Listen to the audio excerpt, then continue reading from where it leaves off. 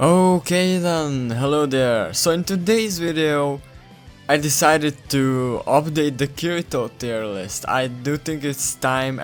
We've gotten two amazing Kiritos, and yeah, I mean it's a pretty big competition now in the Kirito tier list.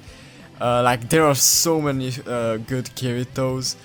That I just need to rank them again at this point, and you all have been loving the old tier list, and have been some of you have been asking for the update, or so here it is.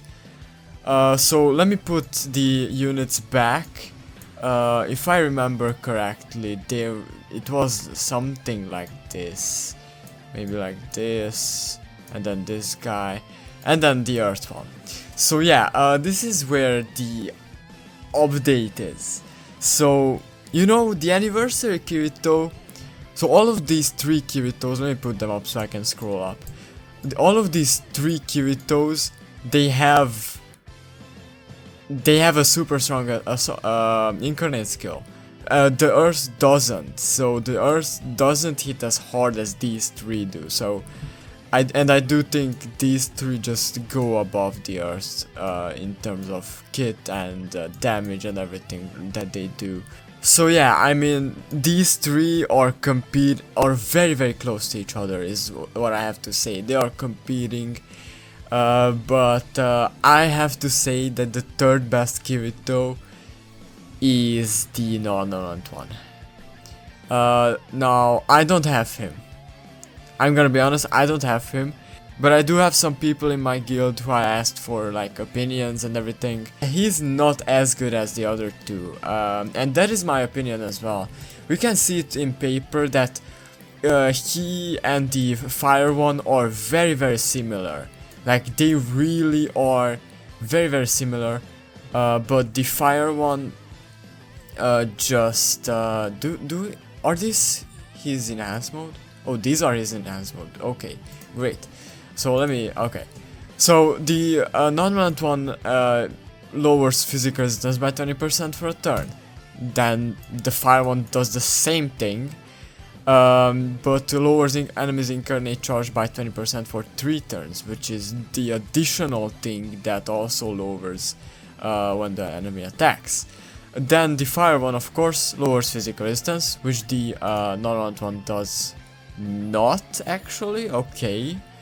Like the non-relevant only has increased damage when recollection field non-relevant is 3 or more. And I don't know if you all know this, but when non-elemental has 5 recollection field bar, that means the non-elemental boss that you are fighting against will also deal more damage. So non-elemental recollection field is kind of working for and against you. So that is, I think, why I don't really like non-elemental. Like, I'm really gonna focus on not building non-elemental recollection field rings as much as I do for other elements. But anyways, this Kirito gets 1 non-elemental recollection field when he goes in enhanced mode, and one thing that I really like more about the Fire Kirito is that he gets this incarnate break raised by 1.3 times for a turn. That is such a big help. That is much better than what the Kirito gets. Like non-mental recollection field, like units can raise that very easily. There are many units that can raise recollection field, but this guy, he buffs himself and helps himself out. His kit is so good. He lowers physical resistance, which also of course will help in dealing more damage later when he does his incarnate skill. He's so good. And of course, look at his art. My god, how can you not love that ABAC art? Like, the illustrator of the light novels actually did this art. This is a very special art. And of course, his mouth is not moving when he's on the home screen and he's talking, but who cares? It's such a simple maximum broken art, and I think it's so beautiful.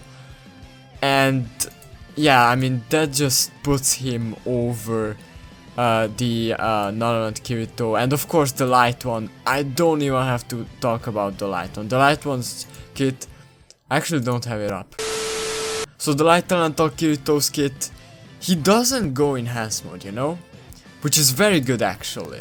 Like, as you can see, this Kirito uses twice as much stamina as the light Kirito does. And he still lowers physical resistance. Of course he doesn't break as much, but 8.5%. If you have Edis or the light Asuna on your team, they can manage. Like, it's pretty easy to break without that 8.5%. Or no, 7.5%, I'm sorry, my math is... I'm recording this late at night. And then of course he has the 10% charge on his assault skill, and raises the damage inflicted on physical and magic resistance debuff. Like, that is very good. And then this skill is what puts him at the #1 spot in this tier list, still holding up the anniversary Kirito. This skill just makes life so much easier. He raises attack and gives a recollection field, and still has the short time after using the skill. And of course, if you do have him level 105, he raises the attack for 3 turns, not for 2. So that, and of course you should have him at level 120. Like, you should get, like, these 3, all of these are very good to get up to 120. Even the Earth Kirito is a very good choice on the Earth team to get up to 120. And of course he still deals the same amount of damage as the Fire Kirito or the non-element Kirito.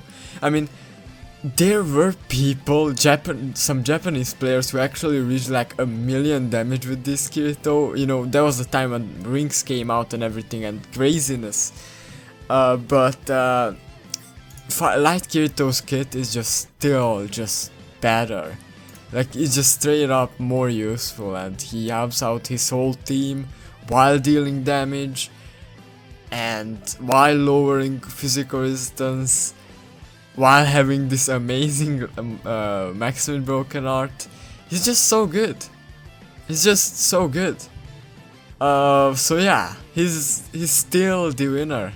He's still the best. So yeah, that is my updated Kirito tier list.